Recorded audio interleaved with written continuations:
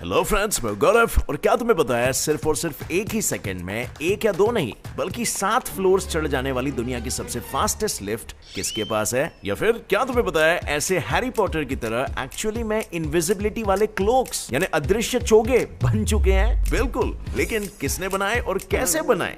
And क्या आपको पता है वो कौन सा देश है जिसने अपने इंसानों के लिए ही नहीं बल्कि अपने देश के जानवरों के लिए भी बना डाले ट्रैफिक सेफ्टी रूल्स? मतलब जो रूल इंसान तक फॉलो नहीं करते वो बेचारे जानवरों से फॉलो करवाएंगे। लेकिन इन सब के अलावा मैं आपको भी बताऊंगा जापान के वो घरों की कहानी जो जमीन पर नहीं हवा में खड़े रहते हैं। तो चलिए फिर बिना किसी इंतजार के शुरू करते हैं आज का हमारा fact field episode. Number 1, Japan वाला घर। अब फ्रेंड्स, अगर आप भूकंप से बचना चाहते हो तो जापान में घर बसा लो, क्योंकि वहां पर घरों को भूकंप फ्री बनाया जाता है। लेकिन आखिर कैसे? जापान में तो हर वक्त अर्थक्वेक्स आते ही रहते हैं ना। बात यह ना कि सन 2011 में जब जापान के फुकुशिमा सिटी में एक डिजास्टर हुआ था, सब कुछ तहस महस हो गया था। और इस तरह की तहस महस से बचाने के लिए जापान की वेल नोन कंपनी एयर डैंशन सिस्टम इनकॉर्पोरेशन ने अगले ही साल से यानी 2012 से ही 88 लेविटेट हाउसेस बनाना शुरू कर दिया था। और आप पक्का ये सोच रहे होंगे कि लेविटेट हाउसेस भूकंप में आखिर कैसे काम करते हैं? वेल, बात यह है ना, भूकंप आने के कुछ ही सेकंड्स पहले घरों के नीचे लगा हुआ सेंसर एयर कंप्रेसर एक्टिवेट कर देता है, जो घरों को 3 सेंटीमीटर तक ऊपर लिफ्ट कर देते हैं और भूकंप सिर्फ धरती तक ही रह जाता है। वेल,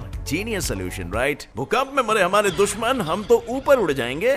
नंबर 2, ब्रेन सर्जरी के वक्त बजाया वायलिन। अब फ्रेंड्स, ब्रेन सर्जरी होते वक्त भी नहीं छोड़ा इस महिला ने बजाना वायलिन। लेकिन कैसे? How is this even possible? मतलब आपके भेजे की सर्जरी चल रही है और आप वायलिन बजा रहे हो? और डॉक्टर्स ने ऐसे क्रिटिकल वक्त में पेशेंट को एनेस्थीसिया ना देने के बजाय वायलिन बजाना अलाउ कैसे कर दिया भाई? वेल, अगर आपके मन में भी ये सारे सवाल आ रहे हैं, देन चिल, मैं बताता हूँ ओरिजिनल सच्चाई। वो हुआ यूं कि 2013 में जब डैगमर टर्नर नाम की एक प्रोफेशनल वायलिनिस्ट को एक कॉन्सर्ट के दौरान सीजर अटैक आया, तो तब जाके पता चला कि उसके ब्रेन में तो एक ट्यूमर है, जिसे उन्होंने रेडियोथेरेपी से क्योर करने की ट्राई तो की, बट वो ट्यूमर कम होने की जगह पे बढ़ गया और इसीलिए फाइनली 2019 में उन्हें सर्जरी करवाने की जरूरत पड़ गई। लेकिन उनके मन में एक आशंका थी, अगर सर्जरी के बाद वो वायलिन बजाना भूल गई तो? क्योंकि ट्यूमर ब्रेन के उस हिस्से के काफी नजदीक था जो लेफ्ट हैंड के मूवमेंट को कंट्रोल करता है, यानी जिससे वो वायलिन प्ले कर पाती थी। और इसका जवाब जानने के लिए वो किंग्स हॉस्पिटल के न्यूरोलॉजिस्ट के पास गई, जहां उसकी ये समस्या को सुनकर डॉक्टर ने एक प्लान बनाया। क्यों ना जब ऑपरेशन के बीच में जब ट्यूमर निकालने की बारी आए, तब टर्नर को उठा के ये कहा जाए कि तुम वायलिन बजाना शुरू करो, और इससे अगर गलती से ऑपरेशन के टाइम में उन्होंने लेफ्ट हैंड के मूवमेंट वाले को हिस्से को टच कर दिया, तो वो उन्हें डैगमार के मूवमेंट से मालूम पड़ जाए और वो वहीं पर रुक जाए।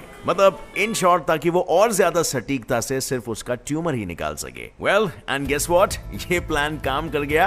डॉक्टर्स ने टर्नल के स्किल्स को बचाया और साथ में ट्यूमर को भी सक्सेसफुली निकाल दिया। Number 3, guard and helmet. अब हेलो, क्या आपको पता है लोगों को पूरे 100 साल लग गए, या मैं कहूँ 1 सेंचुरी लग गई, ये समझने के लिए कि भाई क्रिकेट खेलते वक्त इंसान की खोपड़ी को बचाना शायद एक अच्छा आइडिया है। वेल, आपको तो पता ही है क्रिकेट खेलते वक्त वो ऑक्सीजन मास्क पहनना पड़ता है, I mean testicular guards, Gawti बोलते हैं जिसको हिंदी में, ताकि वो बैट्समैन के एसेट्स को प्रोटेक्ट कर सके, you know, most important assets. पर ये कोई शायद ही जानता होगा कि टेस्टिकुलर गार्ड्स हेलमेट के 100 साल पहले से क्रिकेट में यूज किए जा रहे हैं। बिल्कुल, इसका इन्वेंशन हुआ था 1874 में, जिसके 100 सालों बाद 1974 में डेनिस एमिस नामक इंग्लिश क्रिकेटर जब बैट करने मैदान पे उतरे थे, तब उन्होंने मोटरसाइकिल का एक हेलमेट पहना था, ताकि वेस्ट इंडीज के एक फास्ट बॉलर के 150 किलोमीटर प्रति घंटे पर आने वाली फास्ट गेंद का सामना वो बिना अपना सर फोड़े कर सके। और बस ये देखने के बाद एल्बियन नाम की स्पोर्ट्स कंपनी ने हेलमेट को बनाना शुरू कर दिया और फिर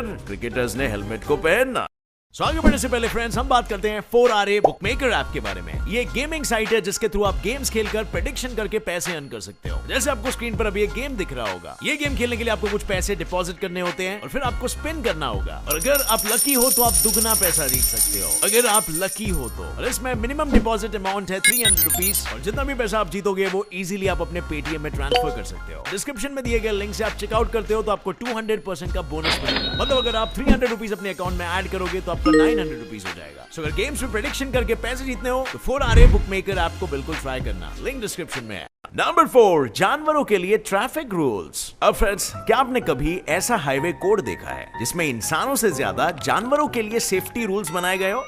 आई नो इंसान जानवर ही होते हैं, बट हम शायद थोड़े से ज्यादा समझदार है ना? बट नहीं, यूके में तो एक नया हाईवे कोड पास किया गया है। उसमें घोड़े, कुत्ते, भेड़ जैसे अलग अलग जानवरों के लिए अलग अलग रूल्स बनाए गए हैं। जैसे अगर आप घोड़ा गाड़ी चलाते हो तो आपको बिल्कुल एक गाड़ी की तरह गाड़ी के फ्रंट पे व्हाइट लाइट्स और बैक में रेड लाइट्स लगाना कंपलसरी है। और अगर जानवरों का कोई झुंड हाईवे से गुजर रहा है, जैसे भेड़, बकरी, गाय, तो ऐसे में झुंड के मालिक को रिफ्लेक्शन वाले कपड़े पहनना और झुंड के फ्रंट में व्हाइट और आखिर में रेड लाइट लेकर चलने का आदेश दिया गया है। और वहीं अगर आप किसी पालतू जानवर को गाड़ी में लेकर जा रहे हो तो आप गाड़ी को झटके से नहीं रोक सकते और गाड़ी को तेज भी नहीं चला सकते हो, ताकि उससे पेट को कोई चोट ना पड़े। और अगर आप ऐसे रूल्स नहीं मानोगे तो ऐसा करने पर आपको भारी जुर्माना हो सकता है। ये सारे रूल्स यूके हाईवेज पर जानवरों के बढ़ते एक्सीडेंट्स को देखते हुए बनाए गए हैं और इनसे इन बेजुबानों के बढ़ते रोड एक्सीडेंट्स में एक्चुअली में कमी भी आई है। सो या, इट वर्क्स।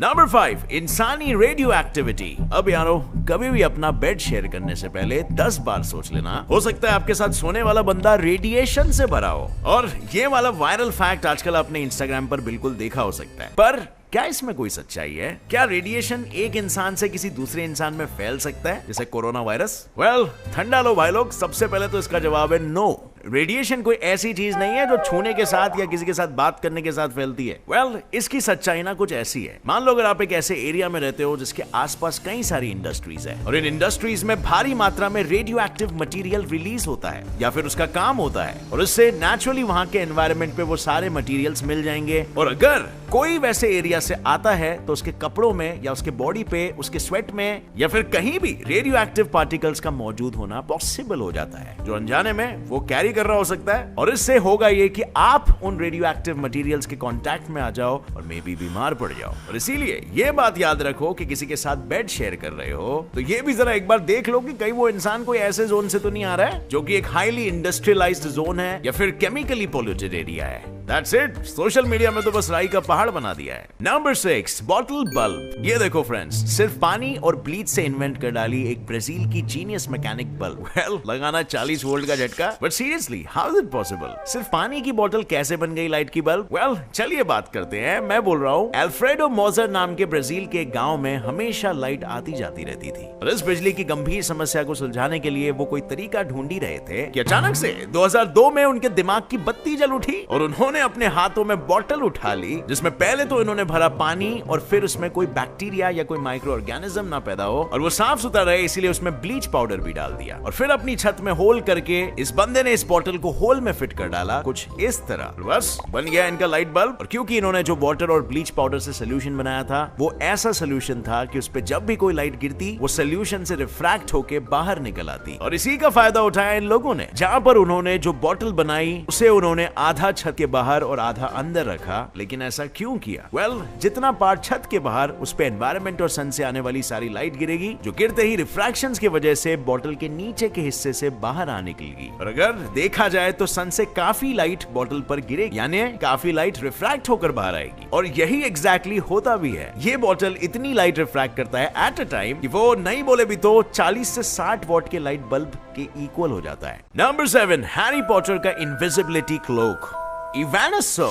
तो ये था हैरी पॉटर का वैनिशिंग स्पेल या गायब होने का मंत्र। पर इतनी मेहनत क्यों करनी है भाई? अब जब हैरी पॉटर से इंस्पायर्ड इनविजिबल क्लोक असल में इन्वेंट हो गया है तो शायद से हाइपर स्टेल्थ कॉर्पोरेशन नाम की कंपनी जो कनाडा में बेस्ड है ये कुछ ज्यादा ही हैरी पॉटर के इनविजिबल क्लोक के कॉन्सेप्ट से इंस्पायर हो गई थी और तभी तो इन्होंने लेंटिकुलर लेंस की मदद से इस इनविजिबल वॉल को बनाया है। ये वही टेक्नोलॉजी है या फिर मैं कहूं तो मटेरियल है जो होलोग्राम पिक्चर्स बनाने में भी यूज होता है, जो एक साइड से अलग पिक्चर दिखता है और दूसरे साइड से अलग। अब इसी सेम मटेरियल में उन्होंने थोड़ा सा ट्विस्ट लाके इसे ट्रांसपेरेंट कर दिया और जिससे होता यह है कि ये मटेरियल दूर बैकग्राउंड में मौजूद किसी भी चीज से आती लाइट को अच्छे से पास कर लेता है जिससे कि वो इस मटेरियल के थ्रू क्लियर नजर आती है। पर मटेरियल के पास एक लिमिटेड डिस्टेंस में मौजूद कोई भी चीज की लाइट जब इस मटेरियल से टकराती है तब वो टोटल इंटरनल रिफ्लेक्शन की वजह से जिस साइड से लाइट घुसी उसी साइड से फिर बाहर निकल जाती है एंड हेंस दूसरे साइड पर तो वो ऑब्जेक्ट दिखता ही नहीं और इसीलिए ऐसा लगता है कि इस मटेरियल के पीछे रखी कोई भी चीज गायब हो जाती है। नंबर 8, रेनडियर का चक्कर घन चक्कर। अब फ्रेंड्स, जो मैं आपको बताने वाला हूं ना उसे सुनकर आप शॉक हो जाओगे। ये शॉकिंग फैक्ट ये है रेनडियर की रोटेशन टेक्निक, जिससे अर्थ ने रोटेशन करना सीखा है। वेल, लग गया ना शॉक? लेकिन ऐसा मेरा नहीं, ये पुराने जमाने के लोगों का मानना है और कहना भी है। हाँ, मुझे झूठ बोल के क्या ही मिलेगा तुम लोगों को, तुम लोग तो मेरी फैमिली जैसे हो। पर इन रेनडियर्स के रोटेशन के पीछे का सच जानना चाहोगे तो सच ये है ना कि हंटर्स एक टाइम पर बहुत ही ज्यादा इन बेचारे रेनडियर्स को अपना शिकार बना रहे थे और इनके बीच उनके फीमेल पार्टनर्स और बच्चों को भी, और इसीलिए इन्होंने ये रोटेशन टेक्निक निकाली जिससे बच्चे और फीमेल सर्कल के बीच में रहते हैं और सारे मेल्स आउटर सर्कल पे, मतलब अगर कोई भी खतरा आए तो मेल्स पर आए और औरतों और बच्चों पर कोई खतरा ना आए। और एक सर्कल में घूमते रहने से हंटर्स और प्रेडेटर्स को डेफिनेटली एक पर्टिकुलर प्रे ढूंढने में बहुत ही मुश्किल होगी। सो इन अ वे ये कह सकते हैं कि एक सेल्फ डिफेंसिव या even may be self destructive behaviour है फॉर एन ऑल्ट्रुइस्टिक पर्पस, यानी कि अपने ट्राइब में फीमेल्स और बच्चों की सलामती के लिए ये अपनी जान भी कुर्बान करने के लिए रेडी हो जाते हैं। सेफ्टी की सेफ्टी और चकमा का चकमा। नंबर 9, कुत्ते को मिली नौकरी। अब भाई लोग, क्या आपने कभी किसी कुत्ते को सेल्समैन की नौकरी करते हुए देखा है? और वो भी छोटे मोटे मॉल में नहीं बल्कि हुंडई प्राइम जैसी नामचीन कंपनी में। वियर्ड बट ट्रू, ब्राजील के हुंडई प्राइम कंपनी में जब भी लोग एंट्री करते हैं तो उनकी मुलाकात एक सेल्समैन कुत्ते से होती है जो उन्हें बिल्कुल एक प्रोफेशनल सेल्समैन की तरह गाड़ियां दिखाता है। और इस कुत्ते की कहानी भी बड़ी इंटरेस्टिंग है। दरअसल ये कुत्ता इस कंपनी के बाहर मंडराता रहता था और जिससे इसके यहाँ पर कर्मचारियों से दोस्ती हो गई। तो धीरे धीरे उस कंपनी के एम्प्लॉइज के बीच इसकी पॉपुलैरिटी इतनी बढ़ गई कि कंपनी के मालिक ने इसे लाइफ टाइम सेल्समैन की जॉब पर रख लिया और साथ ही इसका बकायदा एक आईडी कार्ड भी बनाया और उसका नाम रखा गया डक्सन प्राइम। और आज इस कुत्ते को बाकी के एम्प्लॉइज की तरह ट्रीट भी किया जाता है। रही बात सैलरी की, तो भाई सैलरी में इसे सिर्फ टाइम पर खाना और मेंटेनेंस मिल जाता है। Number 10, world's fastest elevator. अब फ्रेंड्स, क्या आपको पता है दुनिया में एक तो वर्ल्ड्स फास्टेस्ट एलिवेटर या फिर अपनी भाषा में बोले तो लिफ्ट मौजूद है जो आपको फर्स्ट फ्लोर से 95th फ्लोर तक यानी कि 14,043 फीट सिर्फ और सिर्फ 42 सेकंड्स में पहुंचा सकती है। वेल हाँ, मैं बात कर रहा हूं उस फास्टेस्ट एलिवेटर की जो Guangzhou CTF finance centre China में स्थित है, जहां इस लिफ्ट की speed like literally 1260 metres per minute है। मतलब 6 से 7 फ्लोर ये लिफ्ट सिर्फ 1 सेकंड में पार कर लेती है और इसी की वजह से इस स्काईस्क्रेपर के एलिवेटर ने फास्टेस्ट एलिवेटर होने का गिनेस वर्ल्ड रिकॉर्ड सेट कर लिया है। पर boss, with speed comes great discomfort. मतलब आपको नहीं लगता क्या इतना तेज ट्रैवल करने से लिफ्ट के अंदर मौजूद लोगों को वर्टिगो या फिर चक्कर वक्कर आने लगे? वेल जाहिर सी बात है, लिफ्ट के अंदर का प्रेशर तो कम हो जाएगा ना। और इसीलिए इस समस्या को सॉल्व करने के लिए इस एलिवेटर को बनाने वाले हिताची बिल्डिंग सिस्टम्स ने इस एलिवेटर के अंदर एक ऐसा सिस्टम इंटीग्रेट कर दिया है जो एलिवेटर के अंदर का प्रेशर मेंटेन रखता है और इस प्रेशर को धीरे धीरे बढ़ाता है जिससे कि लोग आसानी से बिना किसी तकलीफ के ऊपर नीचे ट्रैवल कर सके।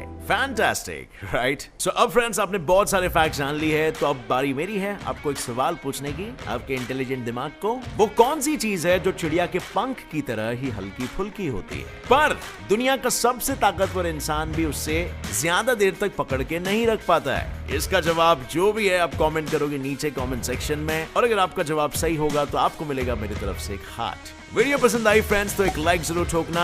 नए हो इस चैनल पर तो अभी सब्सक्राइब कर लो गेट्स इट रिप्लाई फैक्ट और नोटिफिकेशन बेल ऑन करके ऑल का ऑप्शन सिलेक्ट करना मत भूलना ताकि आगे आने वाली ऐसे ही इंटरेस्टिंग और नॉलेजेबल वीडियोस को आप कभी भी मिस ना कर सको। Stay curious as always, keep learning and keep growing.